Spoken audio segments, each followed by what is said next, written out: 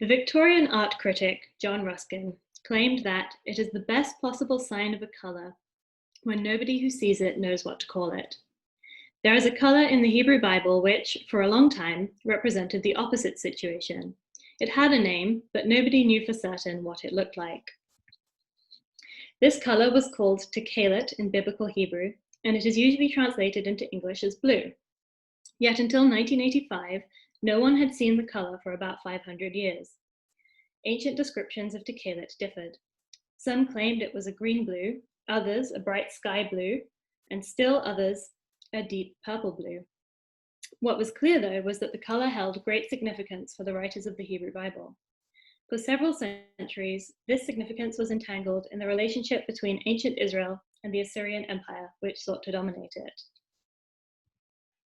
There is evidence for this in the book of Ezekiel, which claims she, here referring to Israel personified, lusted after her lovers, Assyria, warriors clothed in tekalit, governors and commanders, all of them beautiful young men, cavalrymen, riders of horses. Neither the precise imagery nor the poignance of this statement have been fully realized before, but a closer examination of tekalit sheds light on both. But first, how could a color be lost over time? This question can at least partially be answered by examining how color terminology was used in the ancient Near East, the cultural setting in which the Hebrew Bible was written. And Michele has already described the situation in ancient Greece, and there are a lot of parallels, as you'll see. In the ancient Near East, most of the names of colors originated from the materials they described. For example, in Akkadian, the language most commonly used in Mesopotamia during the first millennium BCE, the words for dark blue and light blue were terms for precious stones. Dark blue was lapis lazuli, while the word describing light blue appears to have referred to amethyst. These color terms could be considered abstract in the sense that they were sometimes used to describe other things, such as the night sky or the dawn. Yet they were not abstract in the way that we use color terms in English, organized according to the diversity of visible light. Mesopotamian texts make it clear that color terminology was not based primarily on hue, but rather on brightness and saturation. The Akkadian word for dark blue, uknu, was as likely to recall the brightness and luster of lapis lazuli as it was the stone's blue color. The closest English analogy to this concept of color is a word like gold, which describes both a color and a material. Thus, the term gold evokes the concept of shininess, even as it describes a color. Blue is a color for which many languages, both ancient and modern, do not have an abstract word. Ancient Hebrew was one of these. Yet the English translation of blue for tekalit is not wrong per se, because there is no English word that neatly translates what tekalit is. Tekalit refers to a blue dye made with the mucus of the Murex trunculus sea snail. It can also refer to fabric colored with that dye. The snails are native to the Eastern Mediterranean, and millions of their shells have been found at ancient coastal sites. Many of the shells are broken just where the snail's mucus gland would have been, indicating that they were used for the dye. There is archaeological evidence for the industrial production of Murex dye, including the remains of dyeing vats near several ancient Phoenician and Israelite cities. The Phoenicians were Israel's coastal neighbors to the north and were known for their widespread seafaring trade across the Mediterranean. The snails produced a reddish-purple dye, but if that dye was exposed to sunlight at a certain point in the manufacturing process, it became blue. Both colors were extremely valuable due to the attractiveness and color-fast nature of the dye, as well as the large numbers of snails required to dye any one garment. Estimates for the cost of tekalit dye in the ancient world range from the same price as gold to 20 times as much as gold. The red purple dye was particularly associated with the Phoenician city of Tyre, which is how it came to be known as Tyrian purple. This was the color that Roman emperors later claimed as exclusively theirs, preventing commoners from wearing it. The city of Tyre made so much money from this trade that for a long time its coins had pictures of Murex shells on them. The Hebrew Bible attests to the Israelites' familiarity with both the Tyrian purple, which they called argaman, and the blue tekalit dyes. Because fabrics colored with these dyes were so valuable, They were used in only the most selective circumstances. For the Israelites, the most selective place of all was the inside of God's temple. The Hebrew Bible describes how first the tabernacle, the tent of meeting from the time in the wilderness, and later the Jerusalem temple, were adorned with fabrics of purple and blue, as well as scarlet and gold. The high priest who served there was also dressed in these colors to demonstrate his special function. However, the blue tekalit served an additional purpose in the Hebrew Bible, which made it stand out from other luxury fabrics. Numbers 15:38 states that every Israelite man should wear a tekalit thread in the fringes on the corners of his clothes. In the ancient Near East, the fringe of one's garment represented one's identity. A garment fringe could be pressed into wet clay at the bottom of a document to serve as the wearer's signature. According to the book of Numbers, Israelite men distinguished themselves from others by wearing a strand of the most precious color, representing their covenant with God.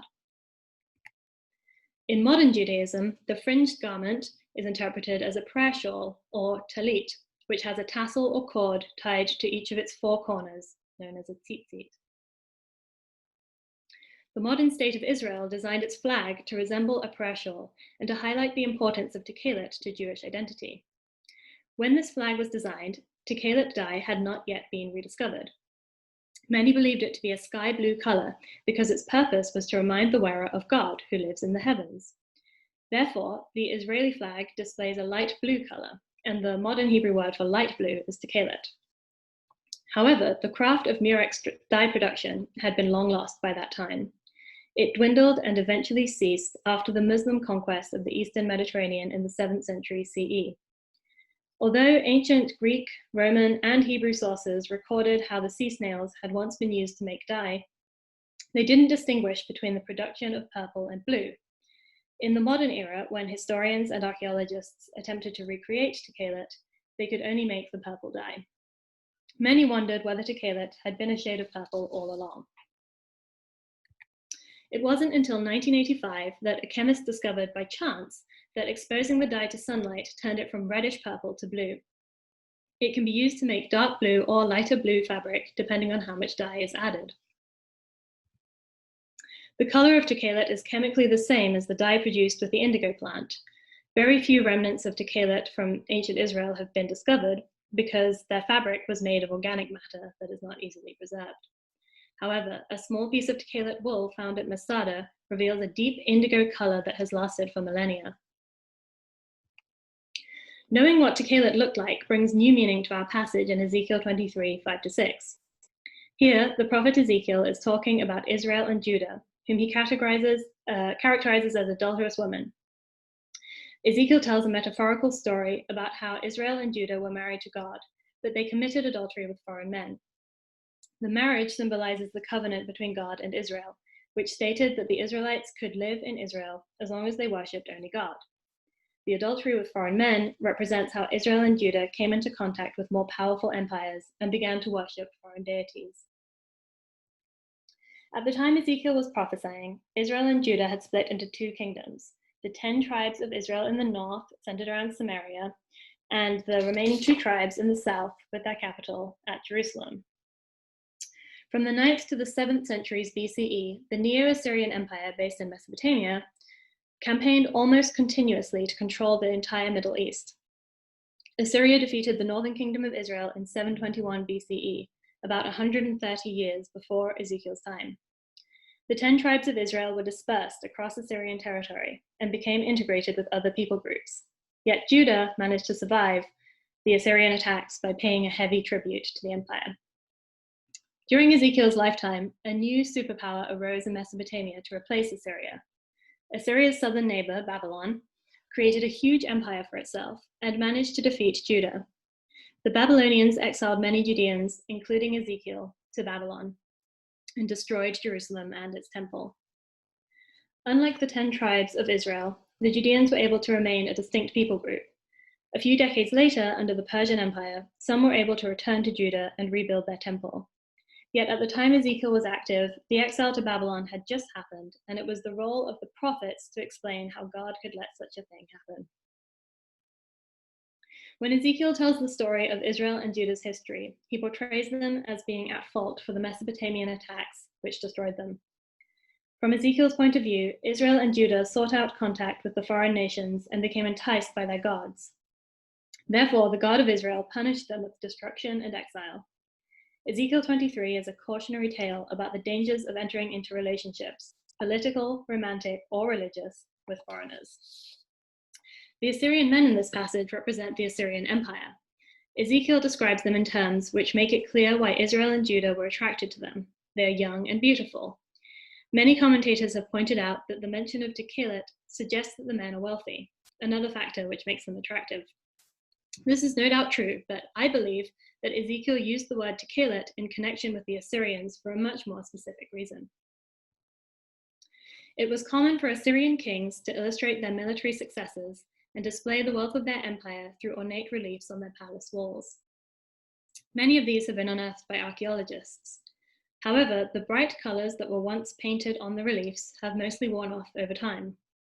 They can only be recovered by careful examination of the particles of paint left behind.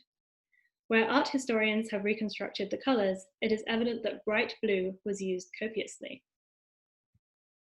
Further study has revealed that this pigment, which the Assyrians called Zaganduru, was the color we call Egyptian blue. It is a glassy faience made with a copper compound. One art historian has argued that where Egyptian blue is used on garments depicted in the Assyrian wall reliefs, it represents Tekelet fabric, conveying the prestige of the wearers. The bright colors on the walls of Assyrian palaces would have made a striking impression on anyone who entered. This was completely intentional.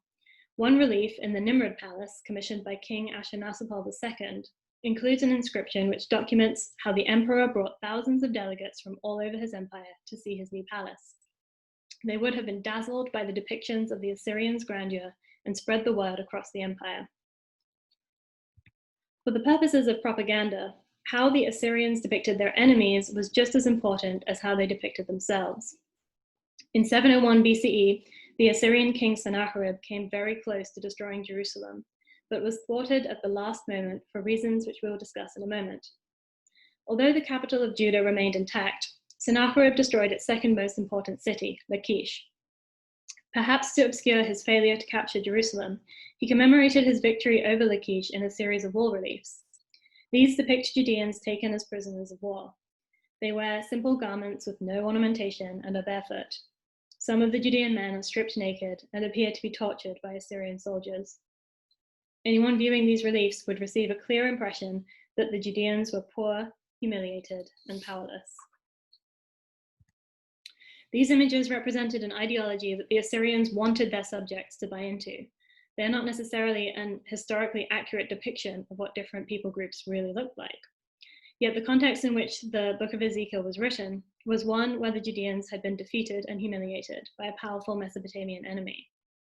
It was probably difficult for them not to see themselves like the prisoners of war in the Lachish images, and their enemies like the mighty soldiers in brightly colored clothing. Ezekiel evoked images like this in chapter 23, when he described the Assyrians in Tekelet garments, and the Judeans as women who were mutilated, stripped of their clothes, and publicly humiliated. There may be an even greater significance to the connection between Tekelet and the Assyrians in Ezekiel 23. The Assyrian heartland did not have the natural resources to produce the murex dyes, so Assyrian kings forced their Eastern Mediterranean vassals to pay them tribute in, among other things, purple and blue dyed wool. These small states, including Israel and Judah, had to give the extremely valuable fabrics as a tax to the imperial power that threatened their survival. The royal inscriptions of the Assyrian kings boast of all the luxury goods they took from their vassals, including precious woods, metals, and animal products, in addition to fabrics. One of these inscriptions was written on behalf of King Sennacherib, shortly after he failed to destroy Jerusalem. The biblical account claims that Jerusalem survived because an angel of the Lord killed 185,000 Assyrian soldiers. Sennacherib, however, claims that his radiance dazzled the Judean king Hezekiah, who offered to give him whatever he asked. What both accounts agree on is that Hezekiah paid Sennacherib a hefty tribute. Sennacherib claims that in addition to the precious metals, woods, and other luxury items he took, Hezekiah gave him Tekiltu, the Akkadian word for Tekelet. The account of the same event in the Hebrew Bible states that Hezekiah gave Sennacherib silver and gold from the Jerusalem temple. It is likely that the writer of Sennacherib's inscription exaggerated his spoils, while the writer of 2 Kings downplayed Hezekiah's humiliation in having to take things from the temple to pay his tribute. We know from the descriptions of the temple elsewhere in the Hebrew Bible that it contained techelet fabric as part of its furnishings and the high priest's robe. If the Assyrians took this consecrated material, it would have been a great tragedy for the Judeans. For high-ranking Assyrians to have worn the holy techelet to glorify themselves would have added insult to injury. The Assyrian wall reliefs and Ezekiel 23 suggest this was exactly what happened. Even worse from the Judeans' perspective is the evidence that Mesopotamians used luxury materials, including tekiltu, to clothe and adorn the statues of their gods. A Babylonian letter from 2 sons to their father asks for more tekiltu wool so that they can finish making the clothing for a statue of Shamash, their sun god. The Judeans evidently knew of these practices. The prophet Jeremiah, Ezekiel's contemporary, berated his fellow Judeans for making divine statues like foreigners instead of worshipping their own god. He describes the idols as the work of the craftsman and the hands of the goldsmith. Their clothing is techelet and argaman. Thus, the Judeans may have been reasonably concerned that the Assyrians were taking the techelet away from its proper use in the Jerusalem temple and using it to dress their own gods. Therefore, when Ezekiel described the Assyrians wearing techelet, he did much more than simply highlight their wealth and prestige. He reminded his Judean audience how their nation had been exploited for centuries by Mesopotamian empires who took Judah's luxury goods and gave nothing back. He reminded them of how even their most holy site, the Jerusalem temple, had been stripped of its sacred ornaments in order to clothe Assyrian officers, or worse, Assyrian gods. And then he reminded them of how those same officers had killed and tortured Israelites and Judeans in their campaigns to create a larger empire. All of this was part of Ezekiel's rhetoric to explain why the Judeans had experienced the Babylonian exile. He claimed that the Judeans' continual desire for contact with foreign peoples and foreign customs led to their exploitation and eventual destruction. This had a political element, but also a religious one. For the Judeans, techelet was supposed to function as a reminder of their covenant with God. Numbers 15:39 says that the techelet fringe on their garments was to remind them of God's commandments, so that they did not follow the lust of their own hearts and eyes. Yet in Ezekiel 23, it is the sight of techelet that causes the Judeans to lust after the Assyrians. By describing the Assyrians this way, Ezekiel sought to remind his audience of their history in an exploitative relationship. The same blue color that should have brought the Judeans closer to their God instead took them further away, eventually all the way to Babylon. Thank you for listening.